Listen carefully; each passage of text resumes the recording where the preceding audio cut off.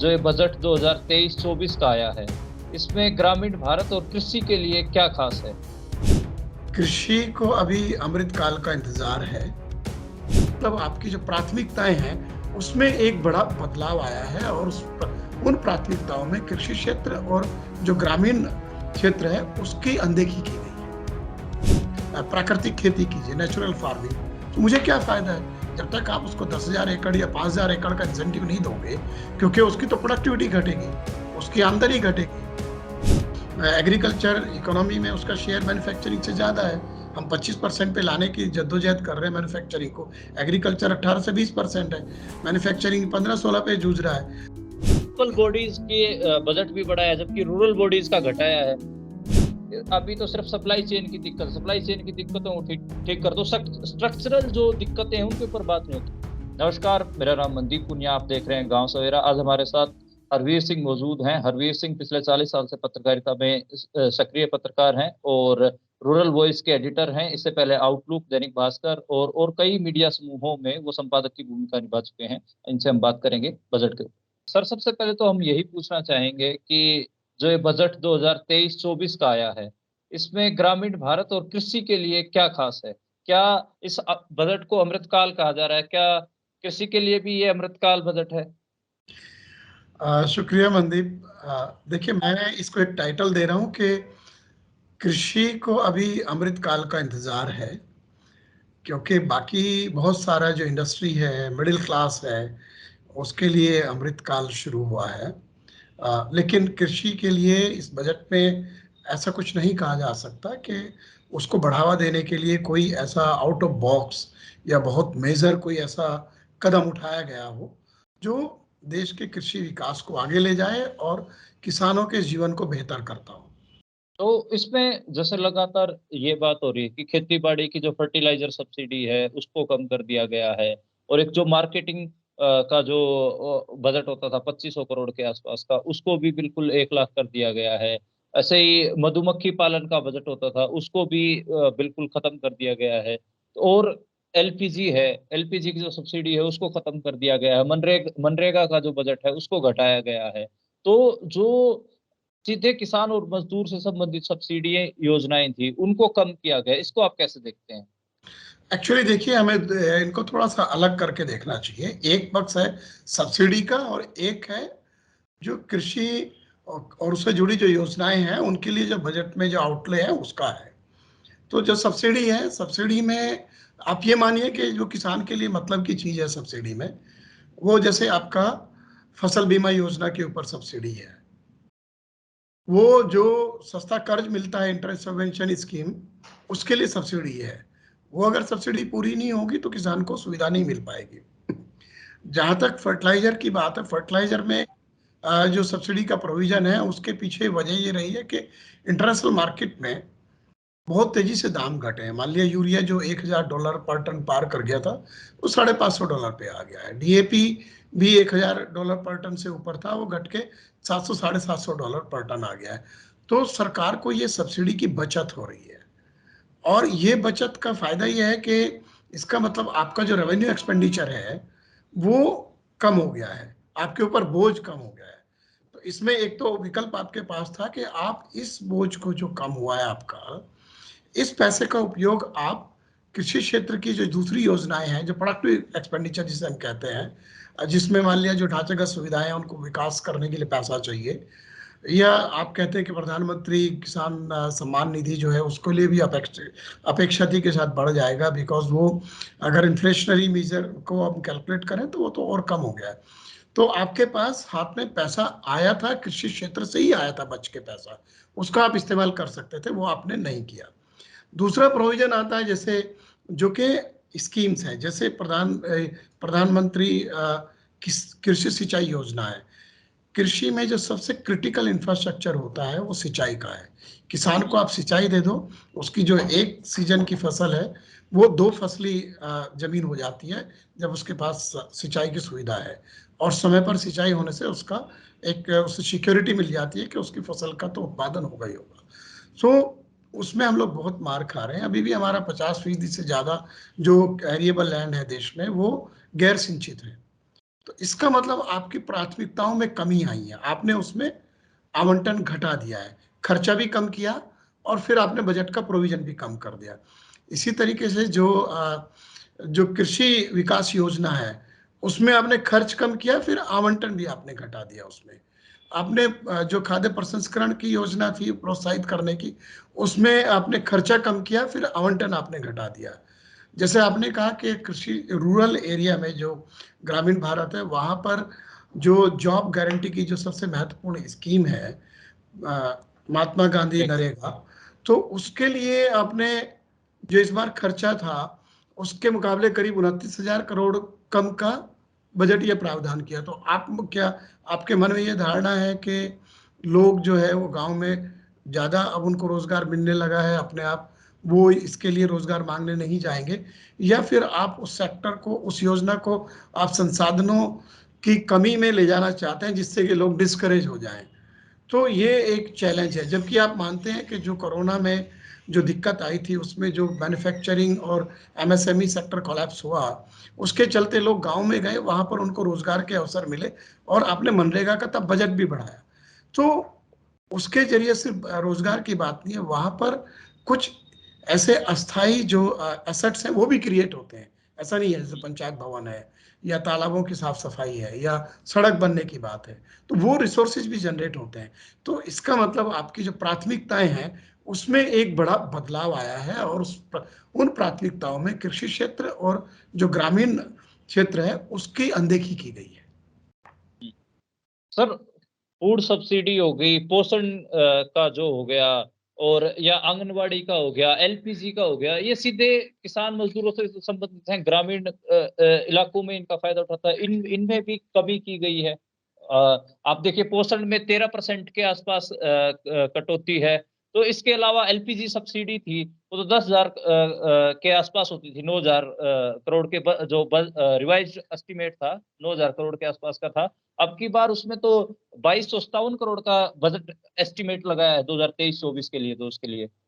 देखिए, एक तो इसमें डिपेंड करेगा कि पॉलिटिकल कंपल्सन क्या है, क्योंकि सब्सिडीज एक फ्लेक्सिबल हेड होता है। अगर आपको लगता है कि राजनीतिक दबाव है तो आप सब्सिडी बढ़ा देते हैं, फिर बजट में आप आगे जाके उसके लिए आवंटन ले लेते हैं जो है सप्लीमेंट्री ग्रांट्स में।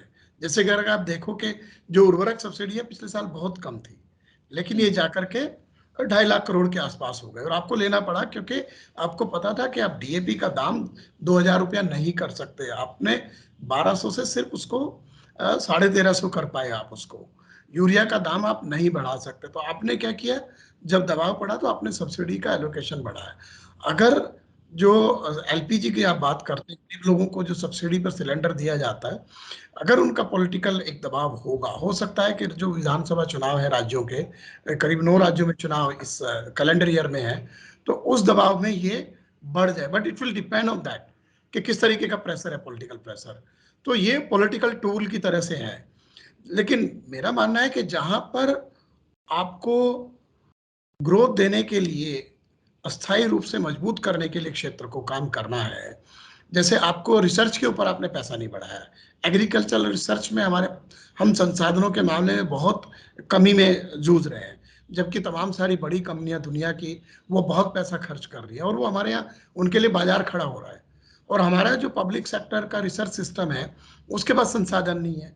तो वो जो आपको सस्ता जो प्लांट मटेरियल या बीज आपका नया डेवलप करके देता था, वो कैसे देगा? फिर आपकी डिपेंडेंसी प्राइवेट के ऊपर हो जाएगी, तो यानी आपकी जेब के ऊपर ज्यादा खर्च आएगा।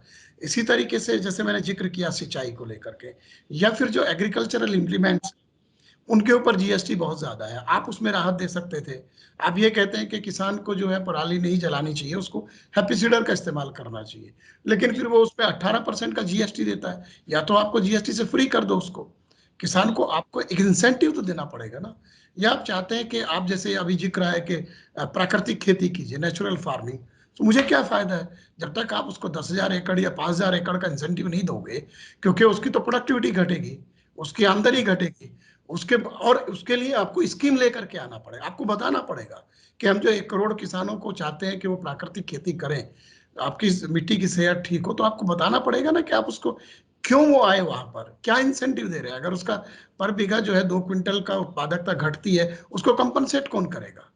तो वो उसको भी तो आमदनी चाहिए ना, वो भी एक तरीके का बिजनेस करता है, उसका उसी में जीवन बसर होता है। तो ये चीजें ज्यादा चैलेंजिंग हैं, इनके ऊपर ध्यान नहीं दिया और जो प्रोविजन कम की है वो एक चिंता की बात है। हम्म। अच्छा सर, एक मैं समझना चाहूंगा कि ओवरऑल बजट को आप कैसे देखते हैं? ये तो हमने किसान, मजदूर और रूरल और एग्रीकल्चर के पर्सपेक्टिव से थोड़ा खंगालने की कोशिश की, गरीब आदमी के नजरिए से खंगालने की कोशिश की। ओवरऑल बजट को आप कैसे देखते हैं? इस बजट को क्या अमृतकाल बजट कहा जा सकता है? देखिए, मेरा मानना है कि इसमें बहुत लोगों को खुश करने की कोशिश की गई है, खासतौर से जो वोकल मिडिल क्लास है, जो ज्यादा बात करता है। जो आपका नया जो टैक्स रिजीम लाया गया है, उसमें 7 लाख रुपए तक की आय को आपने कर मुक्त कर दिया। अगर आप नया सिस्टम अपनाते हैं रिटर्न फाइलिंग का और कुछ एग्जेम्पशंस नहीं लेते हैं, उसमें 15 लाख तक की आमदनी वाले आदमी को कुछ फायदा होगा। तो जो शहरी वर्ग है और जो कहता है कि मैं टैक्स पेयर हूँ, मेरे पैसे से देश चलता है, जबकि ये बात निहायत झूठ है। क्योंकि झूठ है। इनडायरेक्ट टैक्सेस तो एक भिखारी भी दे रहा है। जब भी कोई आप खरीदेंगे, वो कंजम्पशन टैक्स है और वहीं से ज्यादा पैसा आ रहा है। और किसी भी लोकतांत्रिक देश में जो लोक कल्याणकारी सरकार होती है, वो डायरेक्ट टैक्सेस को बढ़ावा देती है और इनडायरेक्ट टैक्सेस को कम करती है, क्योंकि उससे जो कमजोर वर्ग है उसका बोझ घटता है, उसके लिए चीजें सस्ती होती हैं। तो ये साथ में आपने जो हाईएस्ट टैक्स ब्रैकेट वाला जो वर्ग है, जो सबसे अमीर है, उसके लिए आपने जो सरचार्ज है उसको भी कम किया। तो आपने इंडस्ट्री को मौका दिया है कि आपके लिए हम कैपिटल इन्वेस्टमेंट लेके आ रहे हैं, 10 लाख करोड़ खर्च करेंगे। जो मैन्युफैक्चरिंग सेक्टर है, जो स्टील है, आपका ऑटो सेक्टर है, सीमेंट है, और जो कॉरपोरेट है, उनके लिए बिजनेस करने का एक अपॉर्चुनिटी लेकर के हम आ रहे हैं। और उनका मानना है कि जो पब्लिक इन्वेस्टमेंट है उससे प्राइवेट इन्वेस्टमेंट बढ़ेगा।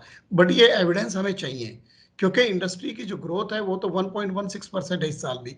इतना हमने करीब 2-3 साल में जो प्रोडक्टिविटी लिंक्ड इंसेंटिव्स हैं वो 2 लाख करोड़ से ज्यादा दे लिए, लेकिन रोजगार कितने पैदा हुए इसको लेकर के अभी कोई आकलन नहीं हुआ, या उससे कितने लोगों को फायदा हुआ कोई आकलन नहीं हुआ। तो बेसिकली अभी एक असेसमेंट करना चाहिए कि हम जो कर रहे हैं, ये इतना जो खर्चा हो रहा है, जो प्रायोरिटी आपने सेट की है बजट में, 45 लाख करोड़ का जो बजट है, उसमें कहाँ आप ज्यादा पैसा खर्च कर रहे हैं, उसका रिटर्न क्या है, उसका आउटकम क्या है। आउटकम बजट का एक प्रक्रिया शुरू हुई थी यूपीए के टाइम में, वो सब बंद हो गया कि हमने इस स्कीम पे इतना खर्च किया, इसका देखिए जो जो इंटेंशन था वो फायदा हमें मिला। तो बेसिकली मिडिल क्लास को थोड़ा, यूथ थोड़ा, फ्लैमॉयंट लोग, digitalisation, digital India, new India, बहुत सारी बातें की गई हैं। Green India. बट जो बट जो प्राइमरी फोकस होना चाहिए, जैसे कि एजुकेशन के ऊपर खर्चा नहीं बढ़ाया, हेल्थ, न्यूट्रिशन एक बहुत बड़ा मुद्दा है। बहुत बड़ी आबादी हमारी माल न्यूट्रिशन में जूझी हुई है। हम जो एसडीजी गोल है उसमें बहुत पीछे हैं। तो फार्मिंग सेक्टर देश के जो अभी तो एग्रीकल्चर इकोनॉमी में उसका शेयर मैन्युफैक्चरिंग से ज्यादा है। हम 25% पे लाने की जद्दोजहद कर रहे हैं मैन्युफैक्चरिंग को। एग्रीकल्चर 18 से 20% है, मैन्युफैक्चरिंग 15-16 पे जूझ रहा है। तो सवाल है कि हम, हमारी प्रायोरिटी लेकिन वहां है, अर्बन सेंट्रिक प्रायोरिटी है, business centric urban local priority bodies के बजट भी बढ़ाया, जबकि रूरल बॉडीज का घटाया है। है। देखिए, ये वो प्रोविजन किया गया है, बट अभी हमें बहुत एक, जिसे हम कहते हैं कि एक इफेक्टिव चेंज नहीं दिखता। जैसे आपने कहा म्युनिसिपल बॉन्ड्स लाए जाए, ये काफी दिनों से लोकल बॉडीज को रिफॉर्म करने की, उनको रिसोर्सेज जनरेट करने के लिए प्रेरित करने की कोशिश हो रही है, लेकिन उसमें बहुत ज्यादा कामयाबी नहीं है। अगर आप देखो भी कि जो स्मार्ट सिटी वाला जो कॉन्सेप्ट था, वो अब पूरी तरीके से जो पहले Jawaharlal Nehru urban renewal mission था कि आप कहीं बसें दे दो, कहीं सड़क बनवा दो, कहीं टॉयलेट्स बनवा दो, उधर ही चला गया है जो है। हम्म। तो ये कि इसका मतलब आपके कॉन्सेप्ट में खामी थी। बट सवाल है कि क्या हम, एक सवाल आता था कि भाई रूरल एरिया में अर्बन फैसिलिटीज, ये जो बीच में जो गैप है, जो एक तरीका डिस्पैरिटी है, उसको कम करने के लिए हम क्या कर रहे हैं, वो हम नहीं कर पा रहे हैं। और जो ग्रामीण आबादी और जो शहरी आबादी के बीच में उनका जो लिविंग स्टैंडर्ड्स है, उनका जो एजुकेशन का स्तर है, उनका जो स्किल का स्तर है, जॉब अपॉर्चुनिटी की जो पोटेंशियल है, उसमें जो बहुत बड़ा अंतर है, उसको कम करने के लिए हम क्या कर रहे हैं, तो वो नहीं कर पा रहे। ये चिंता की बात है। एक आखिरी सवाल है सर। जैसे जो इससे पहले जो वित्त मंत्री हमारे होते थे, तो उनके दौरान 30% से 22% जो कॉर्पोरेट टैक्स थे वो लेके आए ये। और उसमें ये कहा कि हम जो इंसेंटिव देते हैं वो बंद कर देंगे, लेकिन आप इंसेंटिव देख रहे हो अभी तक उनके जारी हैं, और टैक्स भी वो कम पे कर रहे हैं, और उसके बाद भी मैन्युफैक्चरिंग सेक्टर में कोई खास तो ग्रोथ दिख नहीं रही है। आप भी ये बात मानते हैं, और रोजगार भी नहीं दिख रहा है। इस सारे मामले में आप इसमें, जैसे अभी जो बात करते हैं तो बहुत सारे इकोनॉमिस्टों को मैं सुनता हूँ, वो बोलते हैं कि अभी तो सिर्फ सप्लाई चेन की दिक्कतों को ठीक ठीक कर दो, स्ट्रक्चरल जो दिक्कतें हैं उनके ऊपर बात नहीं होती। आप कैसे देखते हैं इसको?